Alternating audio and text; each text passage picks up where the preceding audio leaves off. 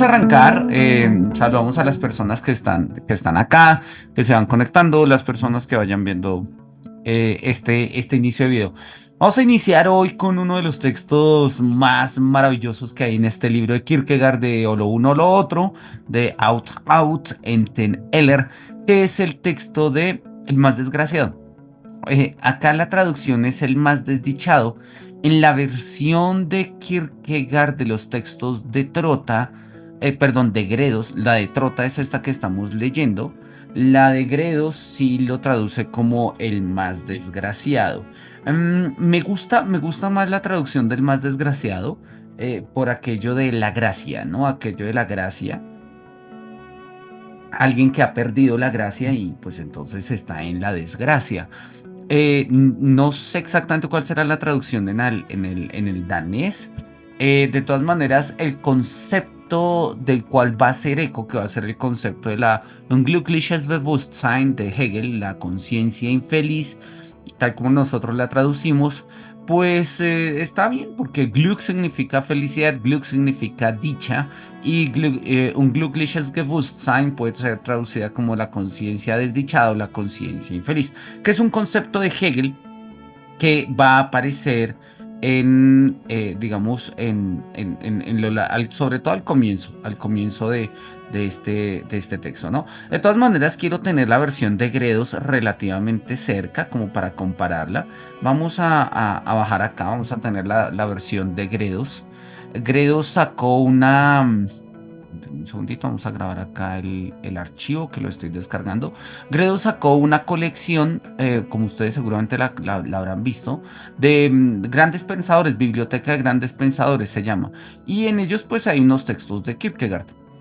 En este caso nosotros tenemos acá los textos de Kierkegaard, en la editorial Gredos, y acá lo tenemos el más desgraciado, ¿sí? El más desgraciado es la versión tal como nosotros la conocemos acá, ¿sí? El más desgraciado, traducción de Demetrio Gutiérrez, que pues básicamente es una arenga entusiasta a los cofrades cosepultos, pero decidimos que la vamos a seguir leyendo en nuestro texto de Trota después de haber leído Siluetas. Así que vamos para allá, vamos para el más desdichado. Una entusiasta locución ante los cofrades cosepultos, ¿no?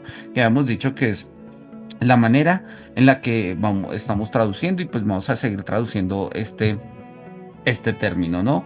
Bien, entonces, oración para una de las reuniones de los viernes. Recordemos que de hecho así aparecía en Siluetas y también aparecía el texto de Antígona. Tanto el texto de Antígona como el texto de Siluetas, eh, y el más desdichado, son textos que un supuesto lector les está comentando a una reunión de cofrades cosepultos. Haría parte un poco de este proyecto de centros literarios que eran tan comunes en las élites y en las ciudades durante el siglo XIX, y pues se leían textos, se preparaban textos, se comentaban textos, eran centros literarios, ¿no? Y pues Kierkegaard tiene no solamente, seguramente habrá visitado centros literarios en Copenhague y en Berlín, en su estancia ya en Berlín, sino que en su imaginación él crea uno. Él crea uno. Y el centro literario al cual él pertenece es precisamente este, ¿no? El de los cofrades cosepultos. Así que vamos a mirar. Es un texto maravilloso. Es un texto maravilloso. Vamos por él. Arranca de la siguiente manera. Es sabido que en algún lugar de Inglaterra habría un sepulcro que no destaca ni por su esplendoroso monumento, ni por un, ni por su esplendoroso monumento, ni por un triste entorno, sino por una significante inscripción: el más desdichado. Al parecer, el sepulcro fue abierto, pero en él no se encontró ni rastro de un cadáver. ¿Qué despierta más asombro? ¿Que no se encontrase ningún cadáver o que se abriese el sepulcro? Resulta en verdad curioso que se haya dedicado tiempo a inspeccionar si había alguien dentro. Bien, Kierkegaard nos está poniendo una situación. Obviamente es una situación traída de la ficción, pero la cuenta como si fuera un momento de la realidad, algo parecido a lo que solía hacer, por ejemplo, Borges. Sí, nos trae una situación y trata de ella como si fueran hechos reales. No, había una tumba en Inglaterra, se conoce la historia, una tumba que dice el más desdichado. Acá está el más desdichado. y pues la gente decide abrirla a ver quién es el que es el más desdichado. Y pues la tumba está vacía. Y él se pregunta, ¿qué despierta más asombro? ¿Que no encontrasen ningún cadáver, o sea, que el más desdichado siga vivo, o que haya alguien buscando desdichas humanas y que haya abierto una tumba? Es decir, esto tiene todo el eco de lo que estamos hablando de la pena reflexiva. Resulta en verdad curioso, ¿no? Cuando uno lee un nombre en un epitafio, se siente fácilmente tentado a cavilar sobre cómo habrá transcurrido aquella vida en el mundo, llegando incluso a desear descender al sepulcro hasta dar y conversar con el huésped. Mas esta inscripción tiene tantos significados. Un libro puede llevar un título que le da a uno ganas de leerlo, pero un título puede ser en sí mismo tan fecundo en ideas, tan íntimamente atractivo, que uno nunca leería el libro, que uno nunca leería el libro. Curiosamente, hay unos comentaristas, entre ellos, por ejemplo, Roger Verneau. Roger Verneau tiene un texto, una historia de la filosofía contemporánea. A mí me gusta mucho el libro de la historia de la filosofía moderna de Verneau. El de la contemporánea es medio regulero, no está tan chévere. Y una de las cosas que va a decir Roger Verneau es, mira, lo interesante de las obras de Kierkegaard son sus títulos, ¿no? Lo uno, lo otro, temor y temblor, la repetición, ¿sí? El instante, uno como que arma la historia, la filosofía de Kierkegaard solo a partir de los títulos. Un poco lo que le está diciendo, ¿no? Habrían títulos tan geniales, ¿sí? Que ni siquiera uno se queda pensando el título y no lee el libro, ¿no? Curiosamente, de manera irónica, eso le pasa al mismo Kierkegaard a la luz de estos intérpretes, ¿no? En verdad, esta inscripción tiene múltiples significados dependiendo de la disposición del afectado. Resulta estremecedora o agradable. Los tiene para todo aquel que en su calmosa mente quizás se hubiera desposado con la idea de ser él mismo el más desdichado. Ahora bien, puedo imaginarme un hombre cuya alma no supiese nada de tales menesteres y para cuya curiosidad hubiese supuesto una ardua tarea enterarse de si en efecto había habido alguien en ese sepulcro. Y hete aquí el sepulcro vacío. Quizá ha resucitado, quizás ha intentado mofarse la palabra del poeta. En el sepulcro reina la paz, sus callados inquilinos desconocen la pena. Em, Acá tenemos las notas, esto es la nota 3, sí, una nota del poema épico noruego. Bueno, no habíamos leído la palabra en la nota 2, leámosla, dice el autor se refiere a un sepulcro en la catedral de Worcester, donde se encuentra inscrita la palabra Miserrimus.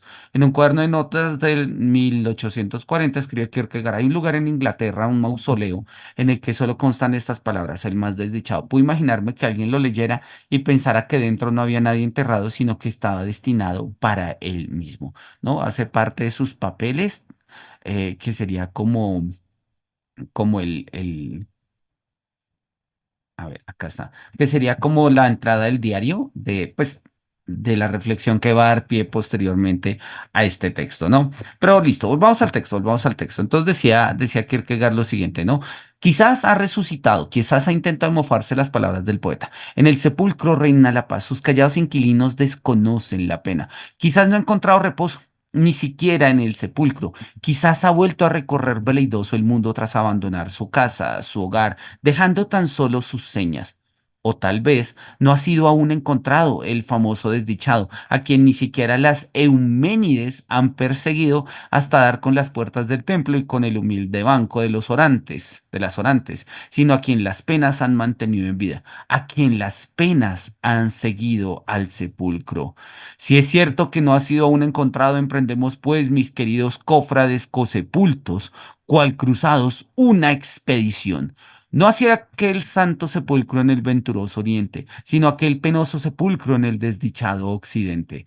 Kierkegaard es un maestro, ¿no? Dice, vamos a hacer una cruzada de la desdicha. No es una cruzada para encontrar el santo sepulcro de Cristo en el oriente. No es para encontrar al que debería estar, al dueño de un sepulcro en el desdichado occidente.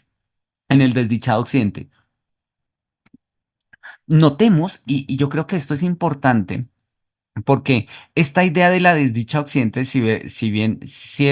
perdón, si bien podríamos notarlo nosotros como una mera consideración, ¿sí? De venturoso oriente, desdichado occidente, Es una idea que se está gestando profundamente desde mediados del siglo XIX y va a tener un pleno apogeo en el siglo XX. Si nosotros miramos, por ejemplo, acá, cambiamos de pestaña, si nosotros miramos, por ejemplo, el texto de Oswald Spengler,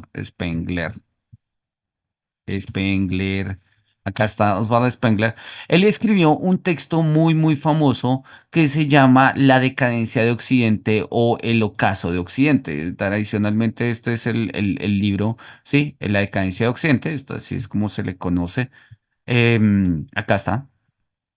Der Untergang des Abendlandes, ¿no? Umrisse einer Morphologie der Weltgeschichte, ¿no?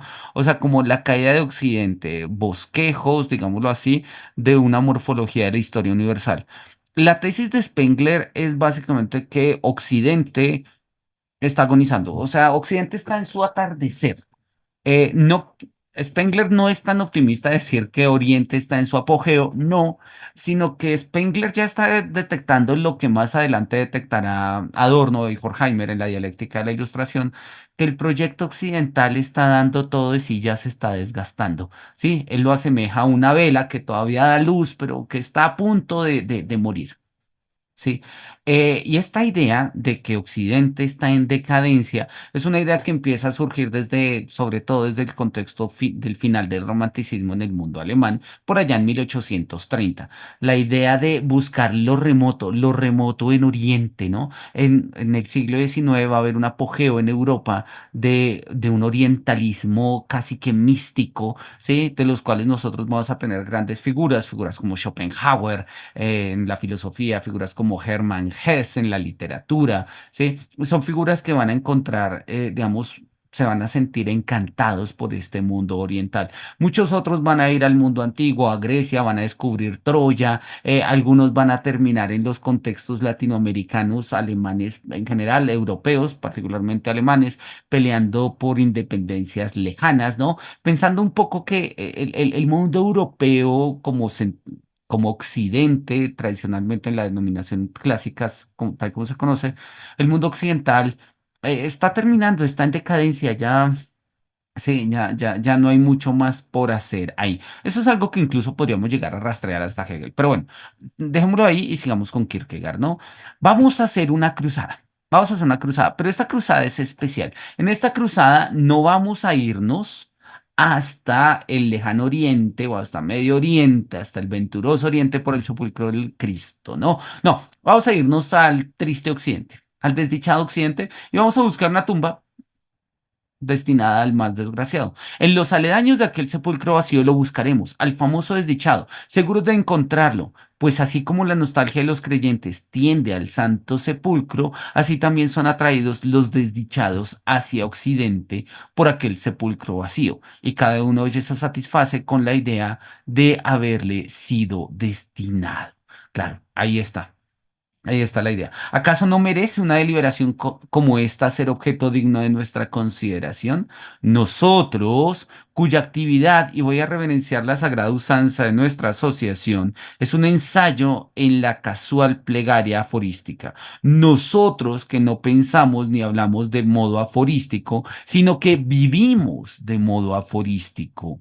Nosotros que pasamos cual aforismos por la vida aforismenoi, aforísticos y segregati, segregados, sin asociarnos con nadie, sin ser partícipes de las alegrías ni de las penas de nadie. Nosotros, que no consonamos con el júbilo de la vida, sino que somos aves solitarias en la quietud de la noche, reunidos en algunas ocasiones para edificarnos mediante representaciones de la infamia de la vida, de la largura del día y de la infinita duración del tiempo. Nosotros, queridos cofrades cosepultos, que no creemos ni en el fuego de la alegría ni en la felicidad de los necios.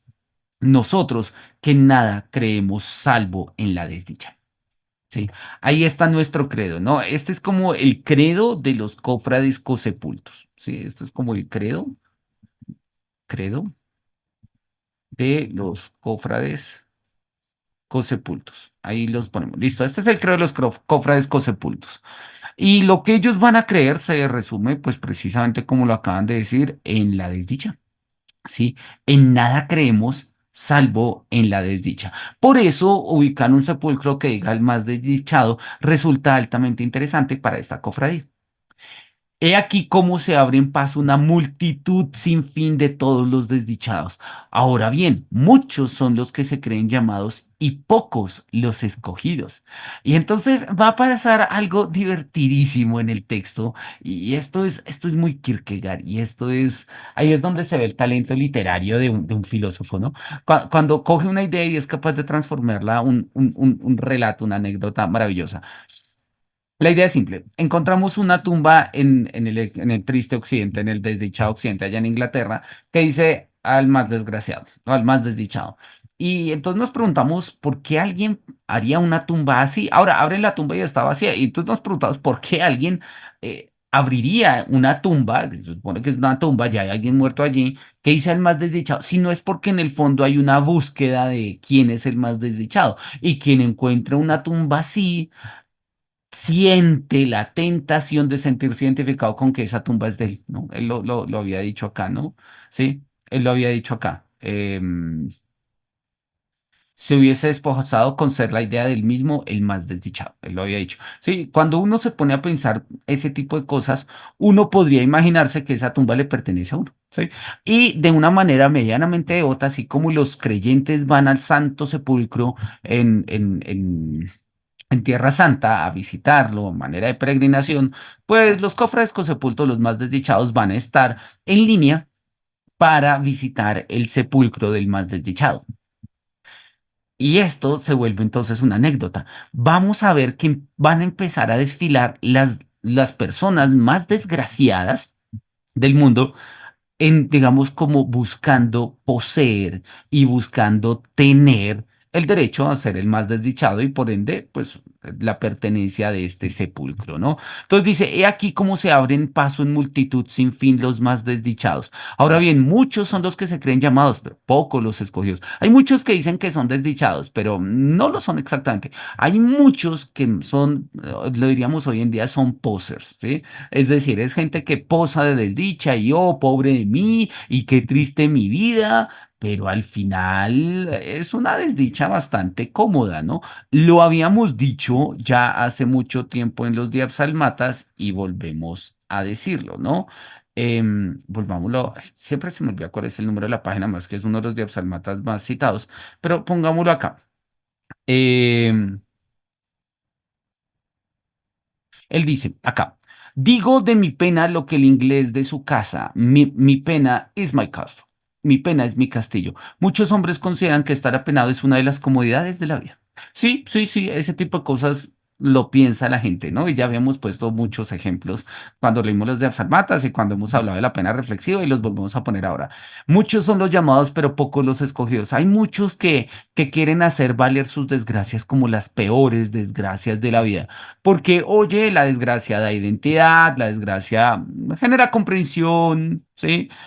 Hasta cierto punto inspira una especie de lástima, si así lo quiero ver, y pues oye, para muchas personas tener un trauma, tener un problema, tener una serie de de dolor o de dolencias, ¿sí? Hace parte de una vida cómoda y feliz. Y Kierkegaard dice, no, no me refiero a este tipo de desdichas, no me refiero a este tipo de desdichas, no estoy hablando de alguien que considera que las desdichas son una de las comodidades de la vida, no, muchos son los llamados, pero pocos son los escogidos. Una disociación debe ser consolidada entre ellos. Una palabra y la chusma se disipa. No, no vamos a aceptar acá cualquier desdicha.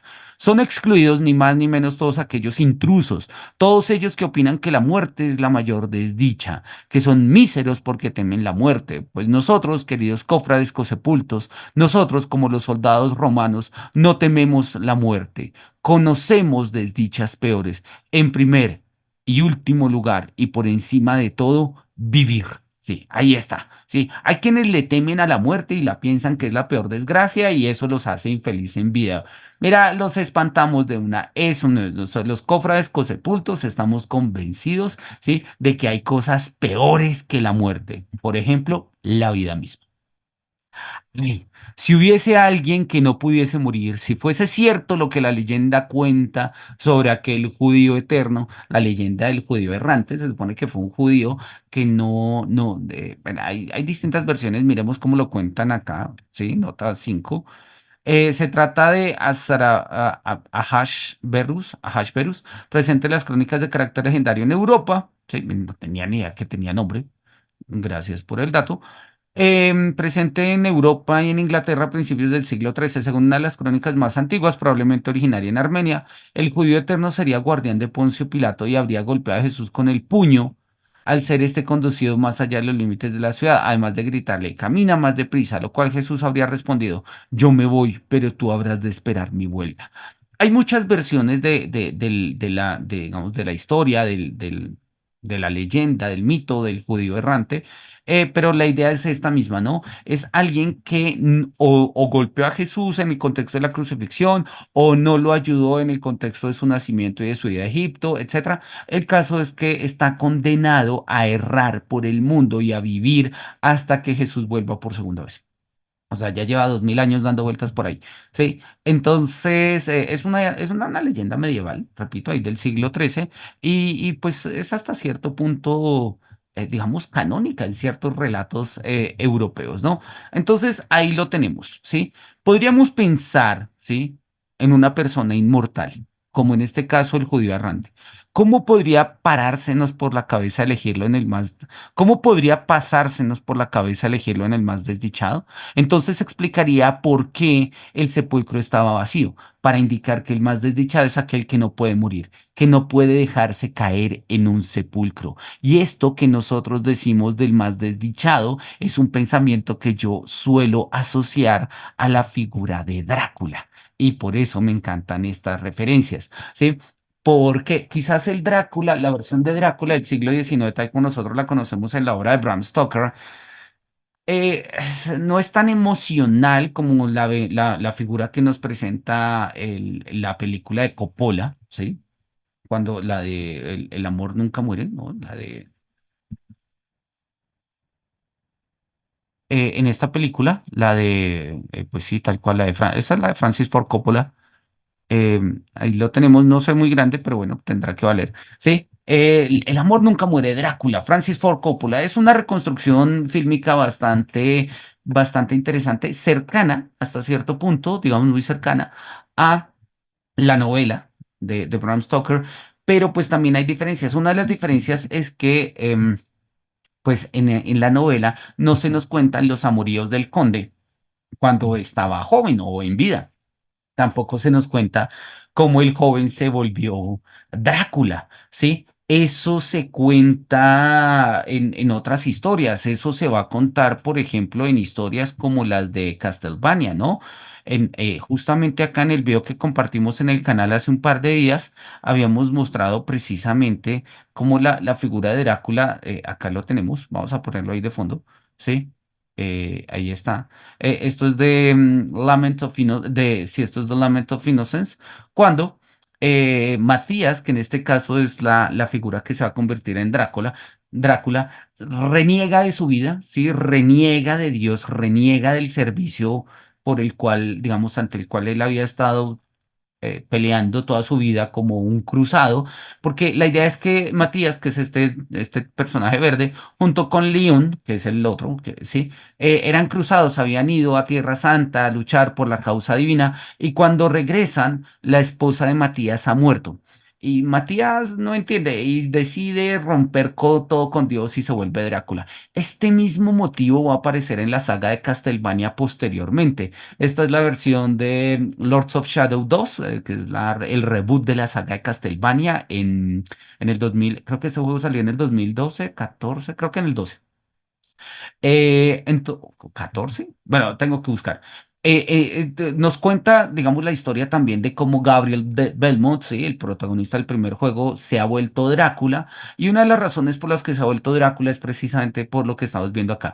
Él vio morir a su esposa, luego se entera que él la mató, pero no fue culpa de él, estaba bajo el hechizo de otras personas de la Hermandad de la Luz, etcétera. Y en el caso es que él en su desesperación, tratando de ayudarlos a todos, ¿sí? Destruye lo que él más ama, ¿sí? Y pues precisamente termina matando a su esposa y pues perdiendo parte de lo que para él es el sentido de su vida, ¿no? Entonces ahí le está diciendo, no, mira, pues, te engañaron, esto no es así. Y él dice, esto así es como le paga a Dios, ¿sí? A los que son devotos o estúpidos, le dicen, no, pero tú no eres así. Él dice, mira, yo ya no soy Gabriel, mujer, yo soy el dragón, yo soy Drácula, ¿sí? Soy el peor error de Dios y estoy acá vivo y presente, inmortal, precisamente para demostrarse. La figura de Drácula es una figura de la desgracia, y de la desgracia muy en el sentido en el que Kierkegaard lo está mostrando y lo vamos a mirar. Acá está el video por si en algún momento lo quieren echar una mirada de cómo nos hacemos preguntas filosóficas con videojuegos. Y pues si le quieren dar una mayor revisión al tema, hace un rato escribí, de hecho estoy en mora de hacerle como un ajuste al texto de la filosofía de Castelvania. La filosofía de Castelvania. Es un texto que escribí hace un tiempo, se encuentra en Kindle, ¿sí? Ahorita que estamos inaugurando las suscripciones ¿cómo es que se llama? En YouTube y demás. Pues para los que sean suscriptores del canal les hago llegar el libro de manera, pues tenemos como parte de la suscripción. Y pues ahí lo tenemos. Es una reflexión también precisamente cómo la figura de Drácula se lee en términos de la desgracia y la desgracia humana. Y aquello que antes era el monstruo de la noche y demás, simple y llanamente es una expresión del dolor humano.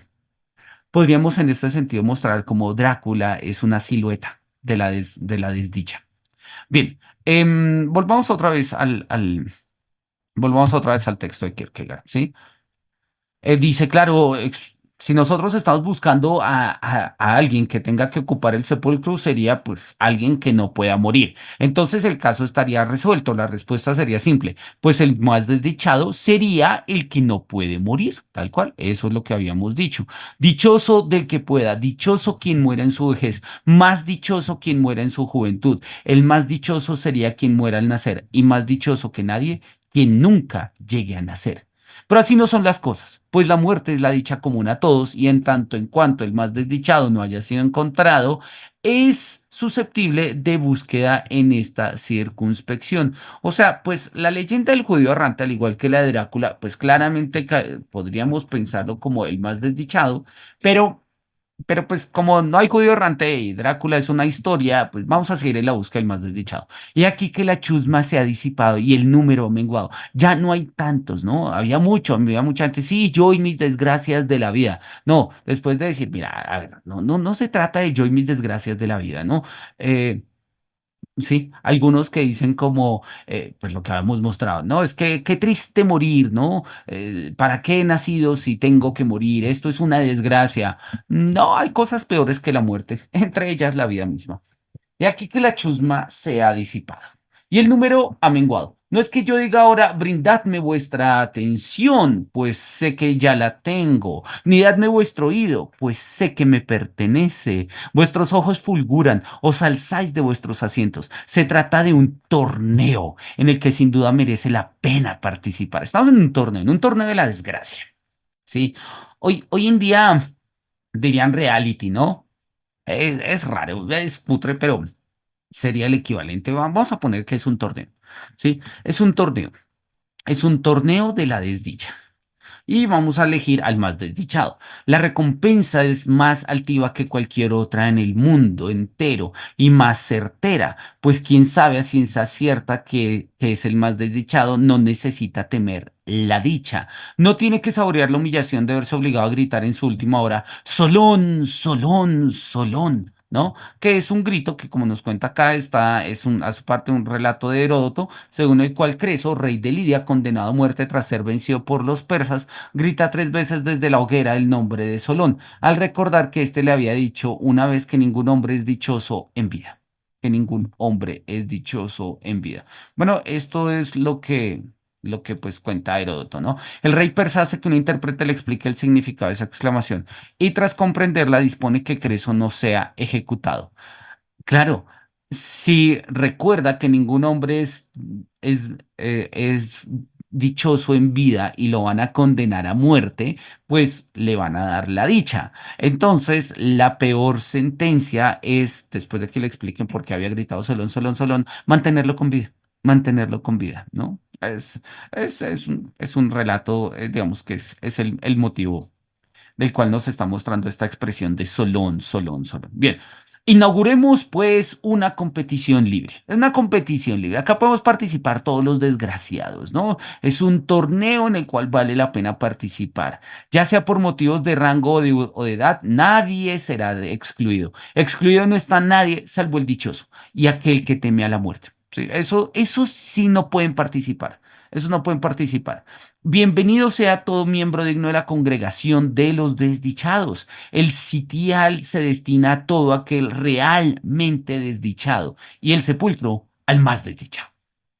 Al más desdichado. Mi voz resuena en el mundo, oídla. Todos vosotros que os llamáis desdichados en el mundo y que no teméis la muerte, mi voz resuena en el tiempo, pues no queremos ser tan sofísticos como para excluir a los difuntos por estar muertos, pues también han vivido. Yo os conjuro, disculpad que por un momento perturbe vuestro sosiego. Acudid a este sepulcro vacío. 3 veces lo clamo al mundo. Escuchadme, desdichados, pues vuestra intención no es resolver este caso entre nosotros en este apartado rincón del mundo. Este es el lugar en donde el caso debe resolverse para con el mundo entero. Wow, acá la idea, y además que además una idea que me gusta muchísimo, ¿sí? El filósofo como nigromante, ¿no? El filósofo como nigromante de la desdicha, además, ¿sí?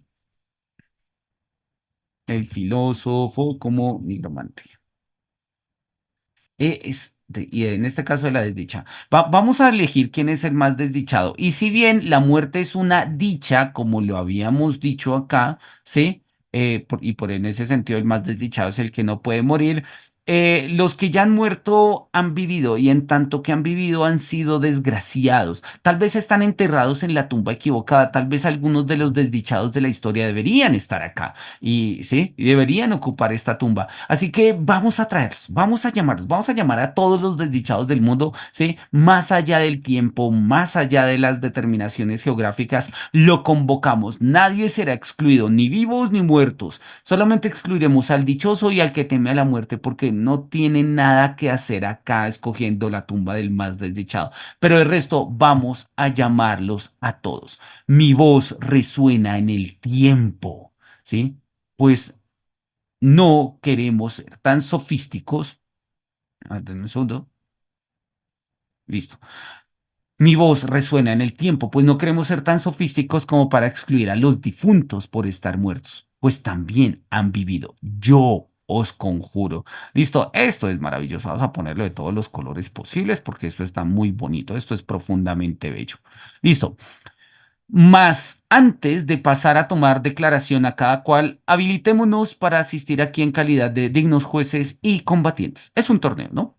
Fortalezcamos nuestro pensamiento, armémoslo contra el embelesamiento de oído, pues qué otra voz es tan lisonjera como la del desdichado, tan embaucadora como la del desdichado cuando habla de su propia desdicha. Sí, claro, si tenemos que atender acá al testimonio de las propias voces, pues obviamente podemos ceder, ¿sí?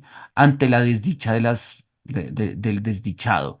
Pero vamos a resistir, vamos a armarnos, vamos a fortalecer nuestro pensamiento. Esto no se trata de sensibilidades, vamos a buscar de verdad quién es el más desdichado. Hagámonos dignos de asistir aquí en calidad de jueces combatientes, sin perder de vista el conjunto, sin ser confundidos por cada cual, pues la elocuencia de la pena es infinita e infinitamente dotada de inventiva. Distribuiremos a los desdichados en determinados grupos y solo uno de cada grupo estará autorizado a hablar. Pues no negaremos que el más desdichado no es un individuo, sino toda una clase, aunque no por ello se nos haya pasado por la cabeza nombrar al representante de dicha clase el más desdichado, ni se nos haya pasado por la cabeza asignarle el sepulcro. O sea, hay tipos de desdichas en los seres humanos y hay tipos de desdichas dentro de las cuales incluiríamos a las peores desdichas o a los más desdichados, ¿sí? Sin embargo, el más desdichado claramente tiene que ser un individuo. Y ahí está como todo este tema de la filosofía kierkegaardiana, que pues va a ser una reivindicación profunda, ¿sí? De, pues, de la figura del individuo. Pero también podemos hablar de clase en tanto que son sufrimientos que atraviesan la existencia humana. En todos los escritos sistemáticos de Hegel hay un párrafo que trata sobre la conciencia desdichada. Sí, correcto, cierto. Bueno, no en todos, pero sí en la gran mayoría de todos los que son la vertiente, perdón, los textos terminados de Hegel, ¿no? Ahí tenemos una nota que nos dice de manera primordial, se trata en la fenomenología del espíritu, obra que Kierkegaard poseía en edición de J. Schulze, Berlín, 1832. La conciencia desgraciada de Hegel, sobre eso hay mil y un videos en internet y es un tema muy interesante y lo hemos charlado en varias ocasiones acá. La conciencia desdichada en Hegel es uno de los procesos de la fenomenología del espíritu en los cuales la conciencia no logra mediación y al no lograr mediación, pues la conciencia queda por fuera del desarrollo del espíritu, ¿sí? Toda conciencia desdichada, ¿sí? Es una conciencia que se rompe del desarrollo del espíritu y necesita encontrar una mediación para volver a ser parte del desarrollo que se describe en la fenomenología. Si no encuentra una mediación, pues queda aislada y en ese aislamiento pues está rota. Pensémoslo no en términos metafísicos, sino en términos patentes. Pensemos que nosotros estamos al margen de la providencia divina. Dios tiene un plan, pero me sacó a mí el cuento. Sí, yo no quepo en los planes de Dios. O sea, esa es la idea de una conciencia desdichada, ¿sí? La historia va hacia un camino, ¿sí? El camino de la libertad, pero yo morí esclavizado. Tal vez mi muerte y la de mi familia pueda dar a un futuro un camino para hablar de la libertad. Sí, chévere, pero igual yo como tal, en parte del proceso histórico, viví, sí, al margen del proceso mismo. Entonces, esta es la tesis de Hegel, ¿no? Es una tesis interesante, consolidada en su filosofía, y es que el espíritu, ¿sí? En sus procesos de desarrollo dialéctico, sobre todo fenomenológicamente hablando, hegeliana, en términos hegelianos, pues hay un momento en el que se va a romper. Sí, lo habíamos visto la semana pasada con la frase, ¿no? En términos de un calcetín, cuando está roto es mejor repararlo, pero en términos de una autoconciencia, no, no así. No, la autoconciencia rota genera cosas, genera, y es un movimiento dialéctico importante en el desarrollo del espíritu. Bien, volvamos rápidamente al texto y miramos. Nos está diciendo acá. En todos los escritos sistemáticos de Hegel hay un párrafo que trata sobre la conciencia desdichada. Dame un segundo, por acá alguien me está escribiendo.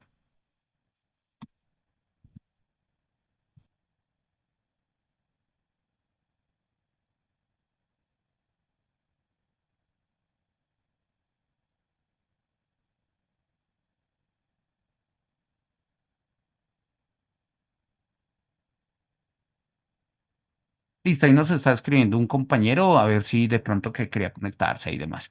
Listo, vamos a seguir.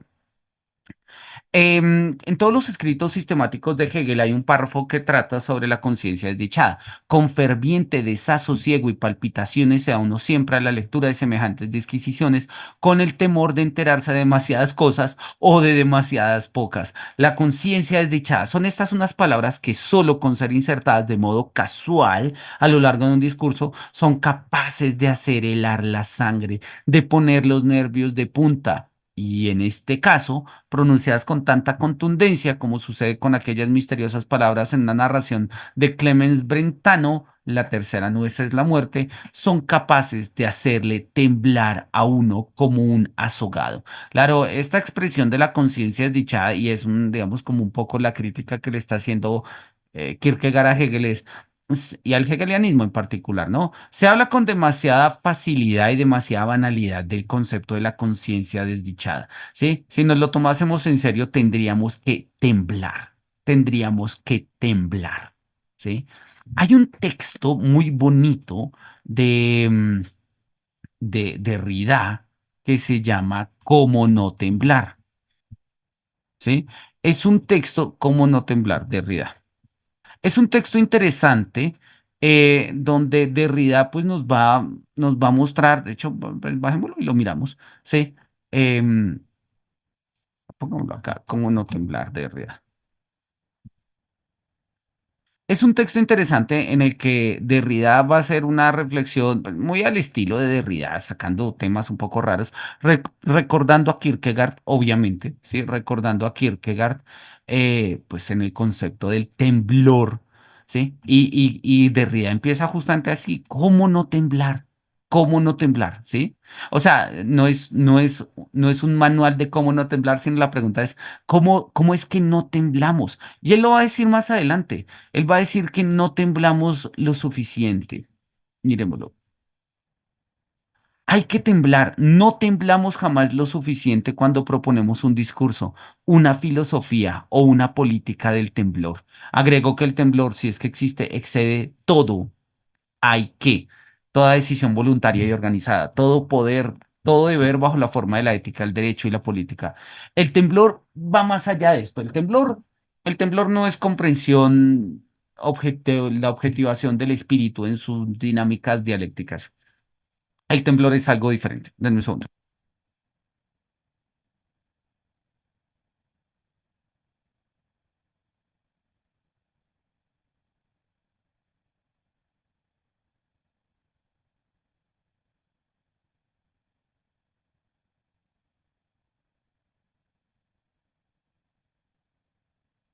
Bien, entonces nos decía Derrida, ¿cómo no temblar? No temblamos lo suficiente cuando proponemos un discurso, ¿sí?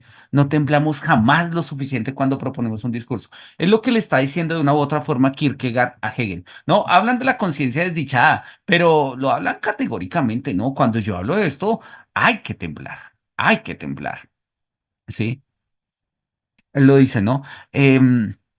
Pone los nervios de punta, hace helar la sangre, ¿sí? Y son capaces de hacernos temblar como a un azogado. Ahí nos cuenta un poco, pues, de dónde viene esta referencia de las tres nueces, que dice el autor se refiere acá a Die drei Nüsse, las tres nueces, en donde se narra la historia de una bella esposa de un boticario cuyo hermano se ha visto oír, perdón, cuyo hermano se ha visto obligado a huir tras resultar vencedor en un duelo en un bosque en las afueras de Lyon. Hermano y hermana se despiden y mientras comen unas nueces, el hermano cita la sentencia latina, única nux podes nocet altera tertia mors es. Una sola nuez aprovecha, la segunda hace daño, la tercera es la muerte. Aún no acaba de pronunciar estas palabras cuando recibe un disparo del boticario, quien, celoso de su esposa, cree que su hermano es su amante. El boticario huye a Alemania, donde tiempo después oye no la sentencia y conmovido por ella regresa a Lyon, donde se declara culpable del crimen y es ejecutado por ello. Listo. La idea de la tercera nuez, ¿no? La tercera nuez es la muerte. Si tenemos tres nueces y no las estamos comiendo, ¿qué tan rápido nos comeríamos las tres nueces? ¿Qué tan rápido nos las comeríamos si sabemos que la tercera es la nuez de la muerte? Esto hace temblar, esto hace temblar. Esto no es de, ay, cómo es de triste la vida y cómo esto. No, no, esto va a otro nivel. Esto va a otro nivel. Ah, dichoso aquel que no lleva más tarea entre manos que escribir un párrafo al respecto. Y aún es más dichoso el que es capaz de escribir el párrafo siguiente. El desdichado es aquí el que tiene su ideal, la enjundia en su vida, la plenitud de su conciencia, su ser propio de algún modo fuera de sí. El desdichado está siempre ausente de sí mismo, nunca está presente en sí mismo. Y esta es la distinción que va a hacer Kierkegaard de Hegel. ¿Sí? Mientras que para Hegel, y esa es la crítica, ¿no? Pues sí, chévere, o sea, genial el que nada más tiene que escribir un párrafo de esto, maravilloso, pero pues más desdichado es el que tiene que vivir esto, ¿no? Bueno, esto es la crítica a Hegel. El desdichado está siempre ausente de sí mismo, nunca está presente en sí mismo. Parece que uno puede encontrarse ausente o bien por estar en el tiempo pasado o bien por estar en el tiempo venidero. Con ello, se ha dado por circunscrito todo el territorio de conciencia desdichada. Por esta firme limitación le damos gracias a Hegel y ahora, puesto que no somos tan filósofos que observan este reino a distancia, nos dedicaremos cual nativos a examinar las diversas etapas ahí citas, o sea, ahí puestas, ahí descritas. Resulta pues que el desdichado está ausente. Sí, el desdichado es una ausencia y esto suena profundamente jauntológico, esto suena profundamente espectral. Recordemos que Derrida, ¿sí? Eh, pongámoslo acá, jauntología. Derrida va a hablar de una jauntología, una especie de ontología, no de la presencia, sino de la ausencia, para pensar precisamente aquello que se define en términos de lo que no es ahí, en términos de lo que no está. ¿Sí? Derrida utiliza este camino de la jauntología o la espectrología para hablar de Marx en su famoso libro Los espectros de Marx, pero pues también va a aparecer en otros textos, ¿no? Mark Fisher también lo va a utilizar muchísimo pues, en sus ensayos, ¿no? El tema de la ontología y tiene que ver justamente con esto, ¿no? Andrés, tienes levantada la mano, ¿cómo estás? Cuéntanos. Hola, profe, ¿cómo está? Bueno, yo hace poquito me conecté, yo dije, bueno, cuando se conecte el profe, entonces ahí sí como que prendo, bueno, me conecto a la reunión, pero me di cuenta que no tenía audio, entonces dije, qué mal, entonces aprovecho para saludar, ajá. Y por otro lado, este tema de la conciencia desdichada o el más desdichado como una completa ausencia, lo veíamos de pronto como en la clase pasada con la última con el último personaje que analizamos en Fausto, como cuando se me olvidó Margarita, algo así comienza con M. Ajá. Pierde totalmente, o sea, es nada al frente de Fausto y es como de alguna manera una ausencia de ella misma y se convierte en un estado de ánimo. O sea, señalábamos la clase pasada que es como un estado fundamental del alma y uno comienza a ver las cosas desde ahí, ¿no? La desdicha es ausencia de uno mismo, que al final también es como un estado de ánimo, ¿no? Como una manera de que uno comienza a ver las cosas. Como un Completamente de color, acuerdo. sí. Completamente de acuerdo contigo. Incluso mira que en el texto que estábamos mirando la vez pasada en clase allá en la universidad en el del romanticismo, también aparece. Cuando nosotros habíamos visto justamente con la cita con la que habíamos terminado la clase, que es, dame un segundito, temporalidad, no está un poco más adelante. Acá esbozo de una ontología, el fragmento, la teoría del yo, temporalidad, el destino escatológico del arte, está acá. ¿Sí? La experiencia de la ruptura y la nostalgia, ¿no? Lo habíamos leído ahí al final de la sesión y queda claro, ¿no? Habíamos dicho cómo él, dame un segundito, ¿dónde era que decíamos que el romántico era una persona en plena soledad y todo este tipo de cosas, ¿no? Mm, Creo que esta es en la página anterior. Sí, acá lo decimos. El hombre romántico es un solitario que contempla con dolor el abismo del presente e imagina con nostalgia la pradera de una edad de oro perdida o por venir. Tal cual, el romántico es un desgraciado en sentido kierkegaardiano. De hecho, lo vamos a decir muy escuetamente a continuación, pero pues podemos adelantar la idea. El desdichado es el que vive a destiempo.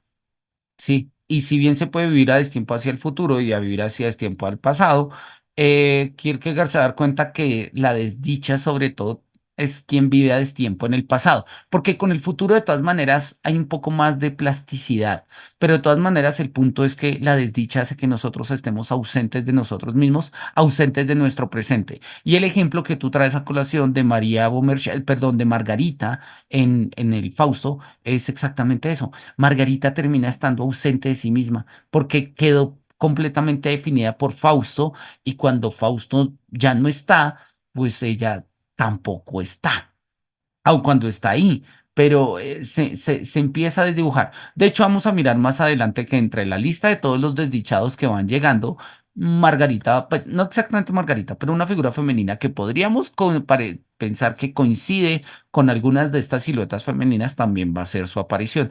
Entonces, sí, completamente de acuerdo. Es una forma muy, digamos, es una patencia, ¿sí? De la desdicha humana, el hecho de que nosotros no podamos estar en nuestro tiempo, sino que estemos disgregados en múltiples temporalidades o, como lo vamos a mirar, estemos rotos entre distintos tiempos, ¿no?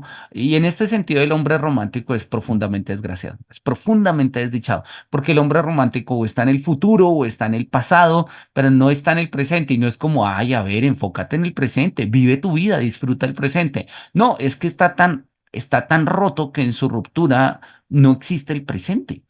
El mejor ejemplo que lo pone, como tal como lo pone Derrida, es el papá de Hamlet.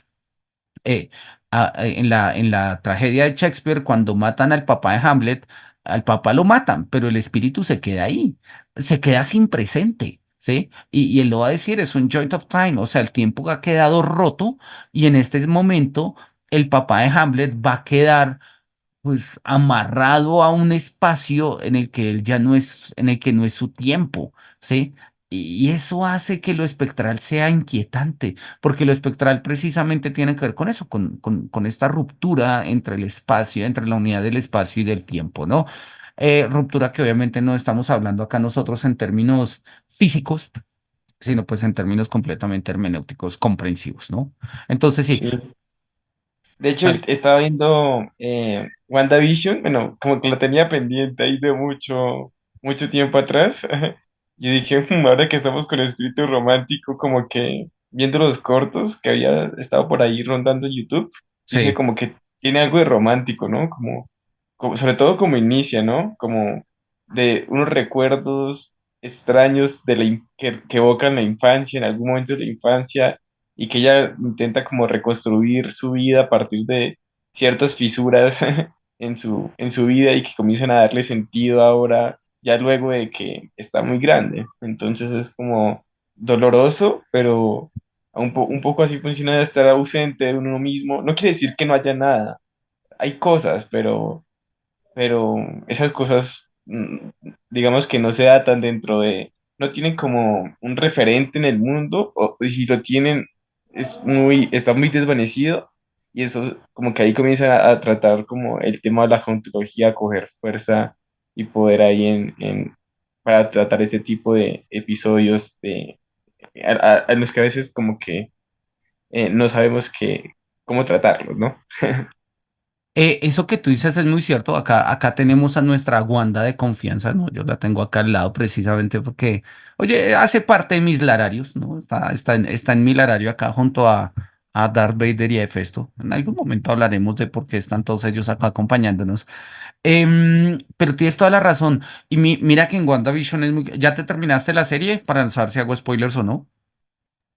Me queda el último capítulo, Entonces creo no que voy a seguimos hacer de hablando. todos spoilers, pero bueno, ya faltando el último podemos hacer algunos. Mira que cuando, es decir, Wanda ha creado un mundo a su medida, básicamente porque ella no tenía un mundo en el que ella cupiese, ¿sí? Pero las cosas de este mundo son cosas que no terminan siendo tan contundentes como tú lo dices. Dice Byung-Chul Han retomando a Benjamin en su texto No Cosas, él dice...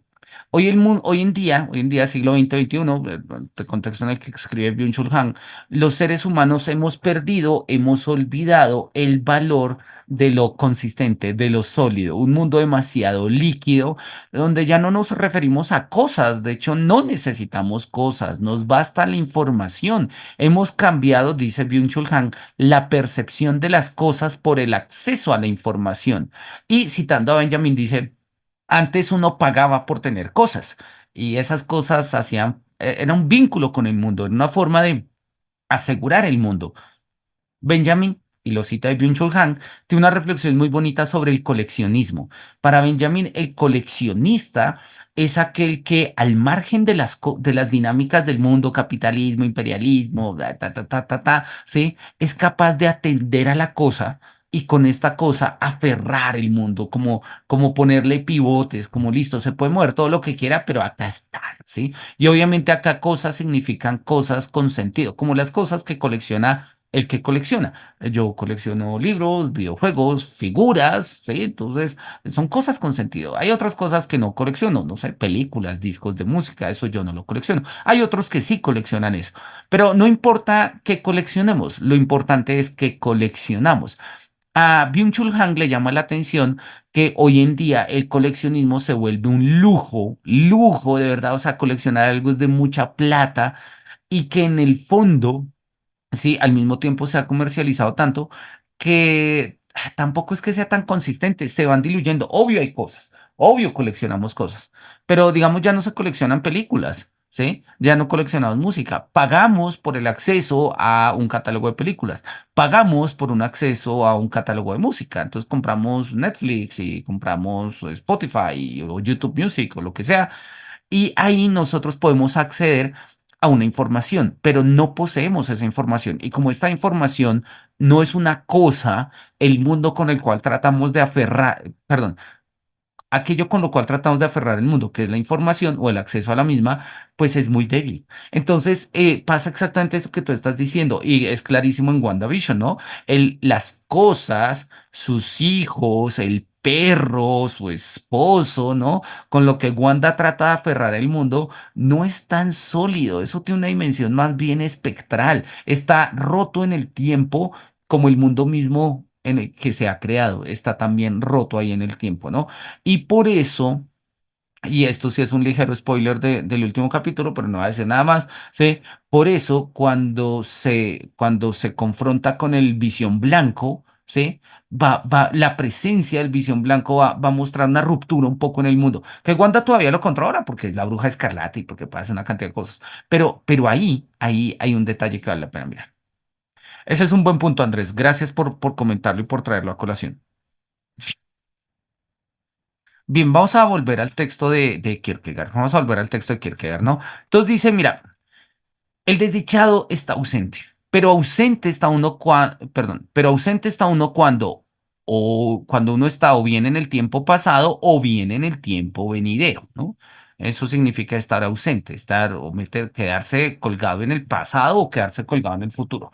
Debemos insistir aquí en esta expresión, pues salta a la vista lo que la lingüística nos ha enseñado, a saber que hay un tempus que está presente en un tiempo pasado y un tempus que está presente en el tiempo venidero. Pero es que además la misma ciencia nos enseña que hay un tempus que es el pluscuamperfectum, en donde nada es presente, y un futurum exactum de igual índole.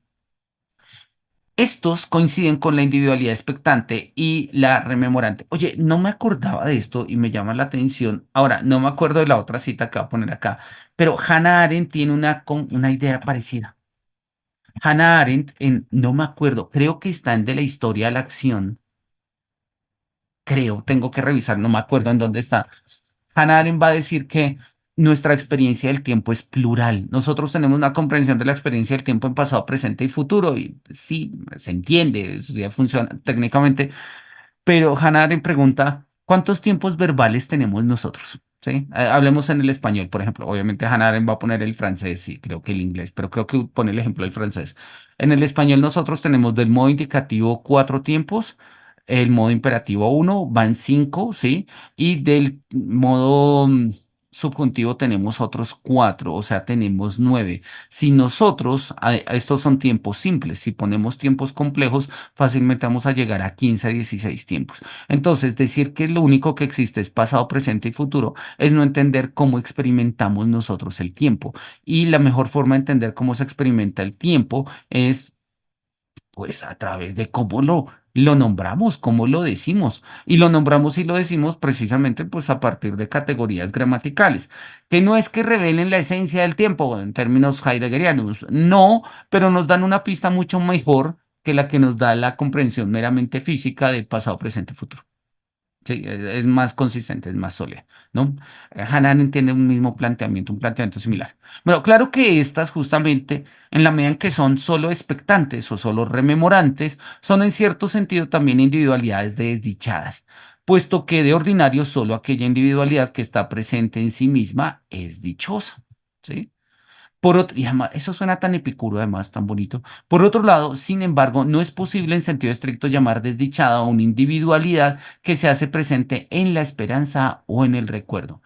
Lo que habría que poner de relieve, ¿sí? Porque recuerdo es pasado y esperanza es futura, pero el presente el pasado se hace presente en el recuerdo y el futuro se hace presente en la promesa o en la esperanza. Esa es la tesis de San Agustín, por ejemplo, en el libro 10 de Confesiones.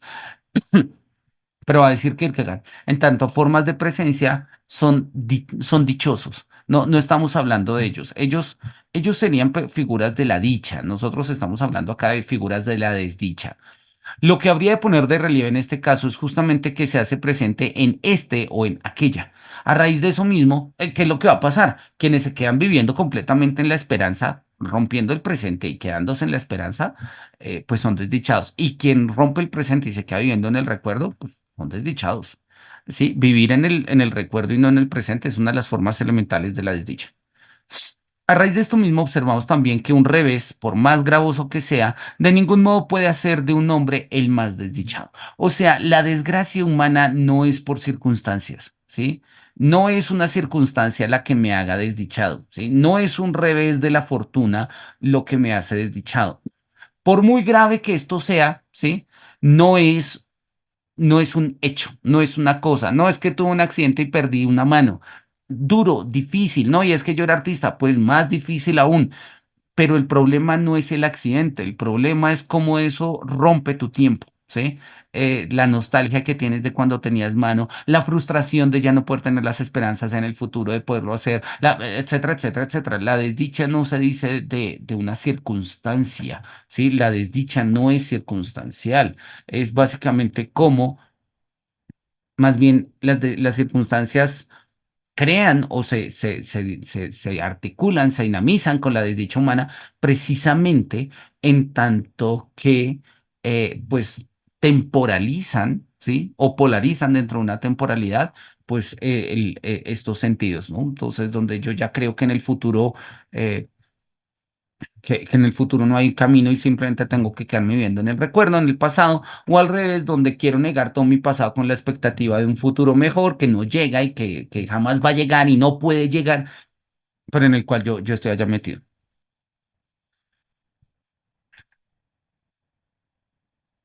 Lo que genera la desgracia. Listo, esto creo que es claro. Bien. Y es que un revés solo puede arrebatarle a uno o bien la esperanza y hacer entonces que uno se haga presente en el recuerdo, o bien el recuerdo y hacer entonces que uno se haga presente en la esperanza. Pero sigamos adelante a fin de observar aún cómo debe ser definida en detalle la individualidad desdichada. Consideremos en primer lugar la individualidad expectante. O sea, vamos a mirar en primer lugar aquella individualidad abocada al futuro, ¿sí? Aquella individualidad expectante. Cuando esta en calidad de individualidad expectante y por ello desdichada, no se hace presente a sí misma, acaba siendo desdichada en sentido estricto. ¿Qué duda cabe de que un individuo que espera una vida eterna es en cierto sentido una individualidad desdichada, en tanto en cuanto renuncia a lo presente, aunque no es desdichada en un sentido más estricto, porque se hace presente a sí misma en esa esperanza, sin entrar en pugna con los momentos particulares de la finitud?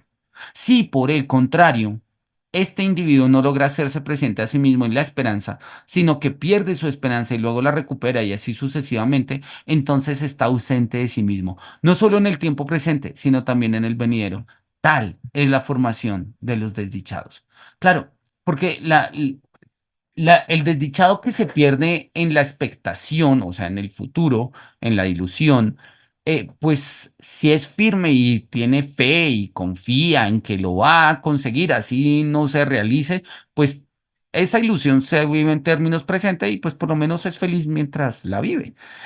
Pero el punto es justamente que en tanto futuro, sí, se mantiene, se pierde, se mantiene, se pierde, está ahí pero no está, está ahí pero no está, ¿sí? Y esa distorsión del tiempo hace que la persona que viva expectante del futuro no viva en su presente por estar expectante del futuro. Y eso hace a una persona profundamente desdichada, ¿sí?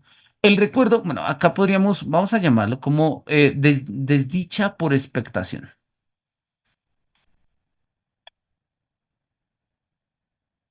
Y acá lo vamos a poner como desdicha por, pues sí, pues por recuerdo, pues porque eso es lo que nos va a poner ahí justamente en este apartado, ¿no? El recuerdo es de preferencia el elemento propio de los desdichados, que lo es naturalmente porque el tiempo pasado tiene la notoria propiedad de ser pretérito y el venidero de tener que venir. Por eso puede decirse en cierto sentido que el tiempo venidero está más cerca del presente que el pasado. Bueno, es una consideración, creo que la podríamos discutir, pero la entendemos, entendemos a qué se refiere Kierkegaard, porque mientras que el futuro en algún momento llegará, el pasado no volverá. Entonces el futuro parece estar más cerca del presente que el pasado, ¿no? Para que la individualidad expectante llegue a hacerse presente en el tiempo venidero, éste debe tener realidad, o mejor dicho, debe cobrar realidad para ella. Para que la individualidad rememorante llegue a hacerse presente en el tiempo pasado, éste debe haber tenido realidad para ella. Pero cuando la individualidad expectante se pone a esperar un tiempo venidero que, muy a su pesar, no puede cobrar realidad alguna para ella, o la rememorante se pone a rememorar un tiempo que no ha cobrado realidad alguna, entonces tenemos las individualidades propiamente desdichadas. O sea, repetimos, esperar en el futuro y recordar el pasado como actividades en tiempo presente pueden ser escenarios de desdichas. Cierto, alegrarnos por lo que va a pasar es una de las alegrías más genuinas que podemos tener, ¿no? Los alemanes tienen la expresión de Vorfreude ist die schönste Freude, ¿no? O sea, la alegría previa es la alegría más bonita. Alegrarnos de lo que va a pasar es una de las alegrías más lindas, cuando de verdad nos alegra, ¿no? Nos alegra un viaje, nos alegra una visita, nos alegra un regalo, nos alegra la llegada de alguien, el nacimiento de un bebé, no, no sé. Esas llegadas, es una esperanza bonita y se vive en tiempo presente. Pero cuando justamente en esa expectación perdemos el presente, ¿sí? Por un futuro que claramente no va a llegar, pues tenemos una desgracia.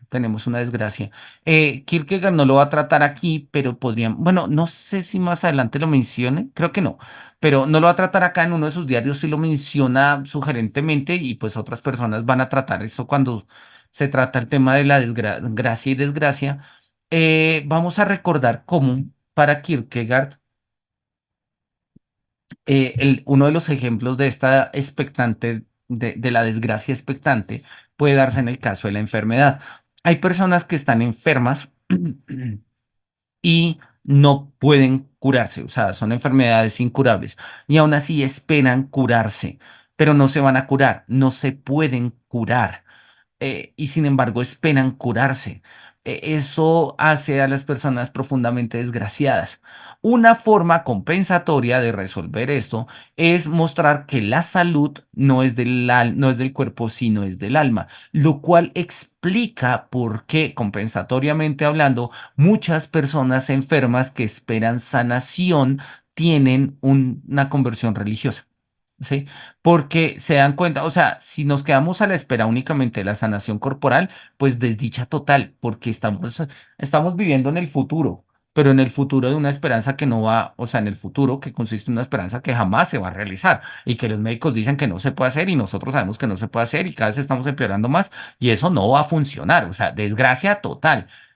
Pero si ponemos una esperanza que sí es realizable y que sí podemos ver en tiempos presentes, podemos recobrar la dicha, podemos recobrar la alegría, ¿sí? En esta expectación. Pero esta expectación no es la de una salud del cuerpo, sino la de una salud del alma, que quizás de pronto, sanando el alma, sane también el cuerpo. Y oye, casos se han visto, personas que, no sé, un cáncer terminal tienen una conversión, una experiencia mística religiosa y pues empiezan a mejorar poco a poco. Sí, tipo de casos se ven, ¿sí? Así como hay casos que no ocurren, hay personas que tienen una experiencia místico-religiosa, ¿sí? Configuran sus expectativas de futuro en una experiencia de lo sagrado y fallecen, pero fallecen en la alegría de saber que han logrado su expectativa en tiempo presente. La desdicha consiste en una expectativa futura no realizable por principio en el presente. Esa es la clave de la desgracia, ¿sí? Si mi sueño como profesor de filosofía fuese, no sé, ser profesor en la Universidad de Atenas, por decir algo, ¿sí? Pero no lo puedo hacer y no lo puedo hacer porque no sé, porque no puedo volar, no puedo viajar, ¿sí? No me gusta viajar o le tengo pánico a las alturas, lo que sea, cualquier cosa, ¿sí? Pues obviamente eso va a dificultar el asunto, pero entonces alguien me podría preguntar, pero bueno, ¿por qué tienes esas expectativas si no tienes las condiciones? Y pues justamente esa es la tensión que se va estableciendo en la desdicha. Alguien podría decir como, mira, eso quizás no sea tan desdichado, pero no sé si en algún momento estoy condenado a perder mi voz, porque no sé, trabajo como docente, la utilizo mucho, cáncer de garganta, qué sé yo, cualquier cosa, sí, y voy a perder mi voz y quisiera que como uno de mis últimos momentos de alegría fuese una clase en la Universidad de Atenas. pero no puedo viajar, no voy a viajar, pues esa expectativa me rompe. Obviamente no estoy viviendo allá y no acá y voy a perder las voz, que es la condición para hacer eso, etcétera, etcétera, etcétera. O sea, desgracia total. Desgracia total.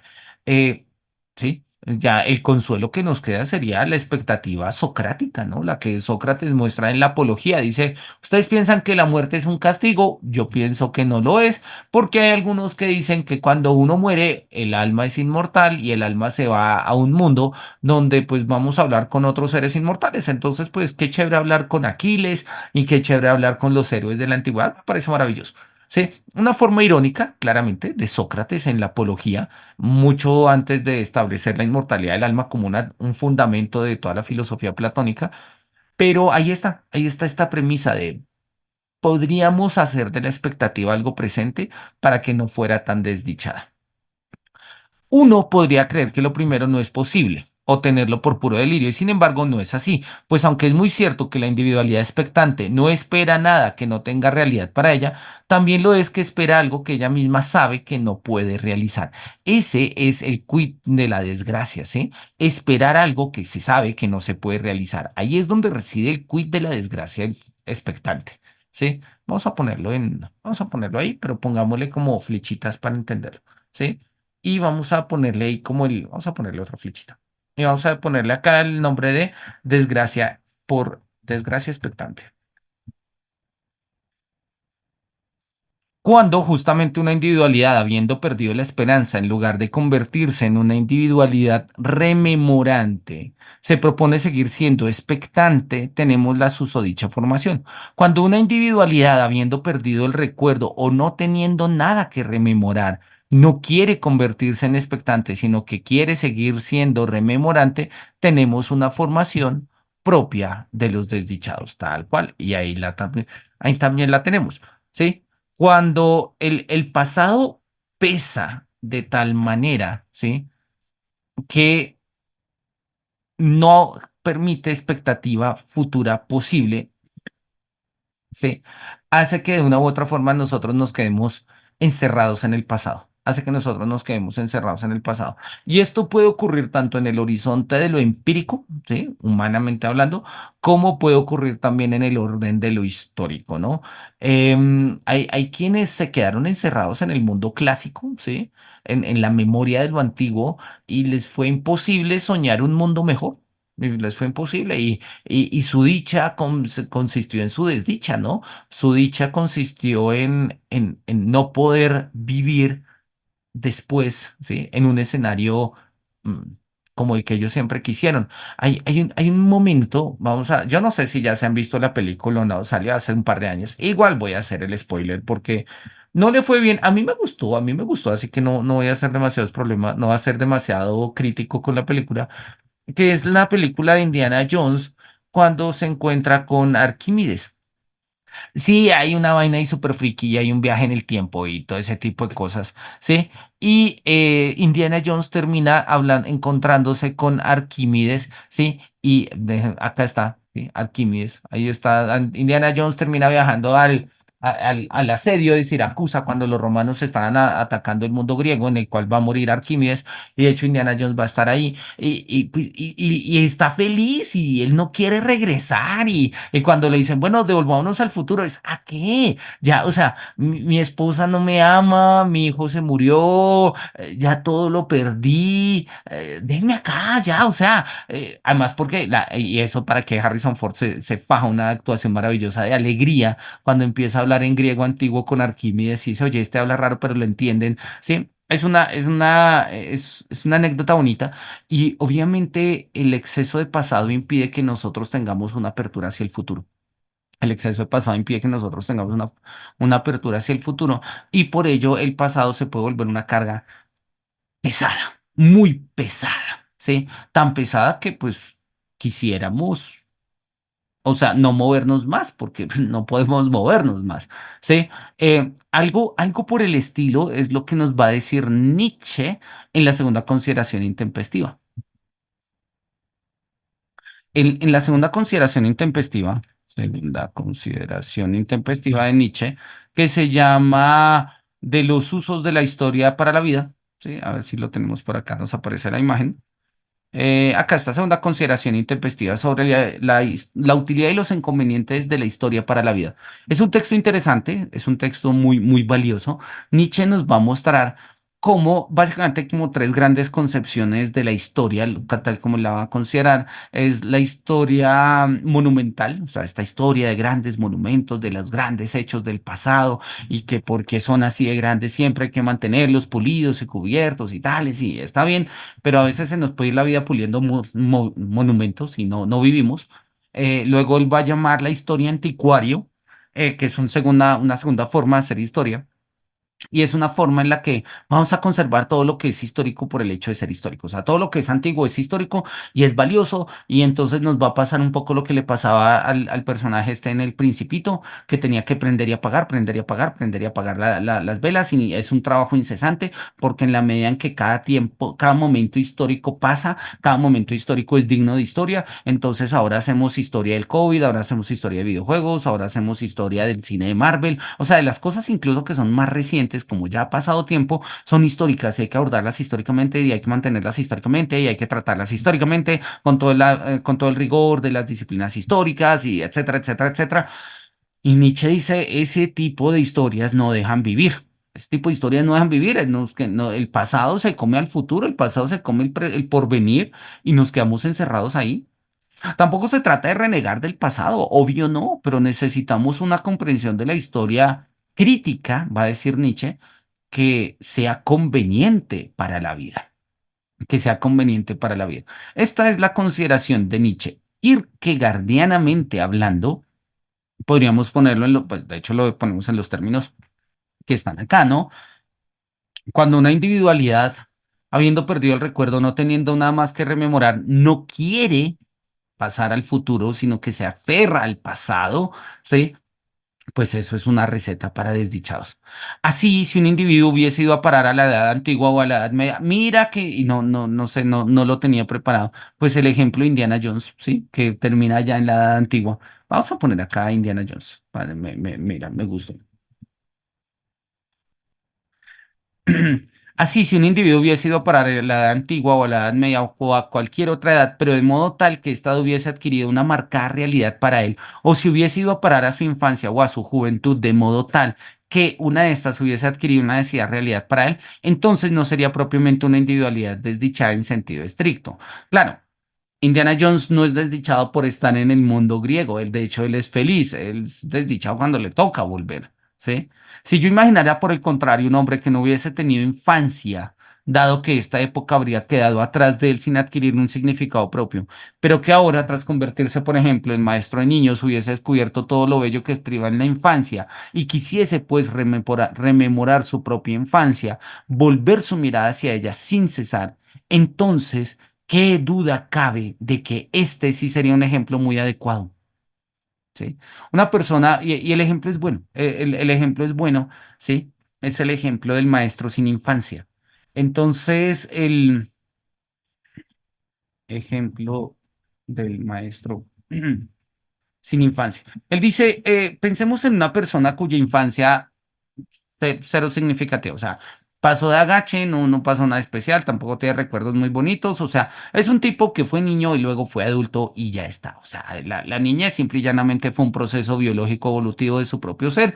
No hay nada que curar ahí, nada que sanar, nada que rememorar, nada chévere, ¿sí? Y supongamos que con el tiempo llega a ser maestro de niños y reconociendo, ¿sí? Cómo la niñez es una etapa de magia, de alegrías, de descubrimientos, de regalos, de juguetes, ¿sí? Empieza a volver sobre su infancia, ¿sí? Y quisiera rememorarla, pero pues nunca la tuvo, ¿sí? Y quisiera rememorarla, ¿sí?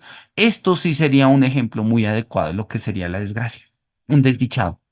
Este sería claramente un desdichado, ¿sí? Un maestro que es maestro para compensar la propia infancia que no tuvo y que no puede tener, pero que él en su presente como maestro quiere vivir a través de sus estudiantes, pero no lo puede vivir porque no es su infancia, es la de otros. Entonces, él se disgrega en el tiempo y este disgregarse en el tiempo hace que, pues claramente, él no vaya a poder ser feliz.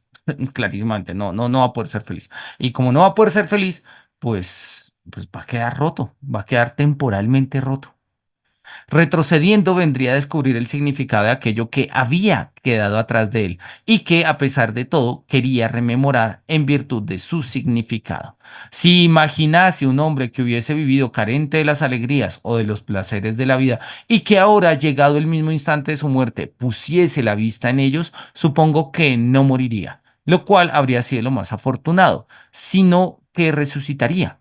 Aunque no por eso consiguiera revivirlo todo de nuevo en ese caso, ¿qué duda cabe de que este hombre debería ser tomado en consideración una vez planteada la pregunta acerca de quién es el más desdichado? Este es un segundo ejemplo que es un poco más raro, pero como ejemplo es bueno. Kierkegaard es uno de los filósofos que pone buenos ejemplos, ¿no? Acá pone el ejemplo del maestro de niños, vamos a ponerlo en amarillo, y acá pone un hombre, ¿sí? Que pues el agonizante, ¿sí? De hecho, pongámoslo acá, el ejemplo del agonizante que resucita. Agonizante que resucita. Entonces, en este segundo ejemplo, ¿sí? Kierkegaard nos va a mostrar eso. Imaginémonos a un hombre que hubiese vivido carente de alegrías o de los placeres de la vida y que llega en el momento de su muerte, pusiese la vista en ello, ¿sí? Y que supongo no moriría, lo cual habría sido lo más afortunado. O sea, porque si él hubiera dicho como, ay, sí, los placeres de la vida, oigan, yo siempre quise viajar a, no sé, a Machu Picchu, ¿sí? Nunca viajé y en el momento de la muerte es como, me quedó pendiente. Sí, si en ese momento muriera es como listo, se acabó. Triste, pero se acabó. Pero si en ese momento resucitara, ¿sí? ¿Sí? Si en este momento resucitara, pero no podría recobrar, digamos, no podría hacerlo, no podría ir a Machu Picchu porque pues, ya está viejo y no tiene plata y todo ese tipo de cosas, ¿sí? Pues esto es claramente un escenario de desgracia, ¿sí? O sea, no hay nada más desgraciado que haber abandonado un sueño para volverlo a agarrar, ¿sí? Sabiendo y entendiendo los motivos por los cuales los habíamos abandonado.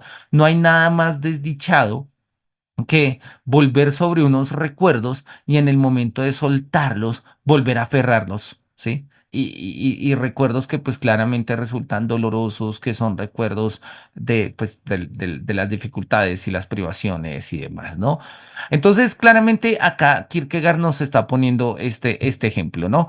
Vamos a terminar, nos quedan 2 minutos, vamos a terminar con el siguiente párrafo y aun cuando no, el texto le quedan 3 páginas, bueno, de hecho 6, ¿sí? Vamos a dejarlo para la próxima sesión y prefiero leerlo con calma. Ya lo habíamos dicho acá, el afán no tiene sentido, ¿no? Las desdichas individuales de la esperanza no tienen ese algo doloroso que sí tienen las del recuerdo. De alguna u otra manera, la, el recuerdo resulta un poco más doloroso, ¿sí? Que que la expectativa. Las individualidades expectantes tienen algo parecido más bien a una fausta decepción. Por ello, el más desdichado es ser siempre buscado entre las desdichadas individualidades del recuerdo. Bien, Kierkegaard entonces nos está estableciendo una distinción entre desgracias humanas. ¿Qué es la desgracia humana? ¿En qué consiste la desgracia humana? En vivir a destiempo. En eso consiste la desgracia humana. Eso es.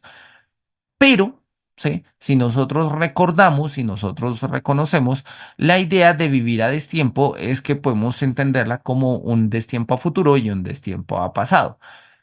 Sin embargo, y bueno, ya lo hemos explicado, futuro es la desdicha por la expectativa y en el pasado la desdicha por el recuerdo. Sin embargo, si nos ponemos como analíticos con estas dos formas de desdicha, de desgracia humana, nos vamos a dar cuenta que, y él ya lo había dicho acá un poco antes, ¿no? Él dice, la expectativa tiene algo más de presente que el recuerdo, ¿no? El recuerdo es de preferencia, acá está. El recuerdo es de preferencia el elemento propio de los desdichados, que lo es naturalmente porque el tiempo pasado tiene la notoria propiedad de ser pretérito y el venidero de tener que venir. O sea, mientras que el tiempo futuro todavía tiene que pasar, todavía tiene que acontecer y en ese sentido, pues, no sé, la realización de una expectativa puede traernos una nueva alegría, una nueva dicha, puede hacer del futuro presente. ¿Sí? La desdicha consiste en vivir siempre a futuro al margen de cualquier expectativa, perdón, al margen de cualquier realidad, de cualquier presente, o sea, vivir de hecho solo en la expectativa. En general, quien es expectante puede esperar lo posible. Entonces, y hasta ahí no hay problema y eso ya está, es uno de los caminos de la felicidad. Así que suelen ser más desdichados aquellos que se quedan en el pasado, más que aquellos que se quedan en el futuro. Porque en futuro, repito, en tanto posibilidad podría pasar. Que no pase o que es imposible que pase, bueno, pero podría pasar. Pero el problema del recuerdo es que ya pasó y no podría no pasar, ya pasó. Y entonces quedarse, digamos, en este sentido, podríamos decir que el futuro, utilizando una jerga sartreana, el futuro es más viscoso y el pasado es más sólido, ¿sí? O sea, en el futuro podemos, sí, y por eso el futuro nos da náuseas y nos angustia y nos deprimimos y todo ese tipo de cosas, ¿no? En el pasado es sólido, es rígido, es una carga, es una carga. Entonces, muy seguramente al más desdichado tendríamos que encontrarlo y tendríamos que buscarlo entre las individualidades del recuerdo, entre las individualidades del recuerdo. Yo creo que esto es válido en el contexto del siglo XIX, donde el romanticismo alemán está haciendo un gran apogeo digamos, del pasado, de la niñez, de estos mundos iniciales, de la unidad perdida. Y yo creo que esto de Kierkegaard resuena muy bien con ello. Hoy por hoy, en el siglo XXI, yo creo que nosotros, sí, podríamos, siguiendo un poco incluso las mismas tesis de Byung-Chul Han, podríamos nosotros como equiparar un poco ambas. Yo creo que hoy sí, muchas de nuestras desdichas consisten en vivir en el recuerdo, pero yo creo que hoy en día hay una desdicha expectante brutal. Y repito, sobre todo siguiendo las tesis de Byung-Chul Han, desde la sociedad de cansancio y de ahí para adelante, esta idea de que entre más nos autoexplotemos, más felices somos, lo único que genera es un ideal de expectativa de tengo que lograrlo, lo voy a lograr, ¿sí? Y este tema en la japicracia y todo este tema que aparece definido, digamos, por todos estos libros de ayuda emocional, que, oye, son valiosos y creo que hay que hacerlos, ya que no lo hacemos los filósofos, pues los hace otra gente, pero pues hay que pensar esto, pero yo creo que ahí hay un problema y es que se genera una profunda expectativa al margen de sus condiciones de realización.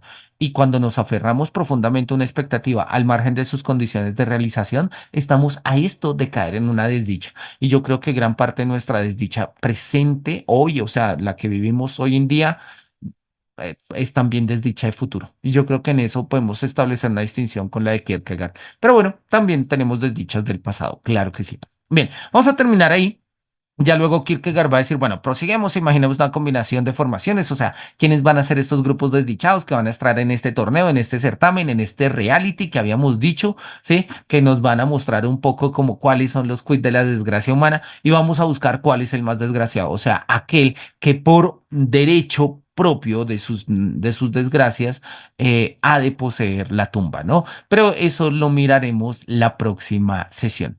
No me resta sino agradecerles a todas las personas que nos han acompañado en este espacio. Muchas gracias a Andrés por estar acá presente. Muchas gracias a quienes vean este espacio en YouTube.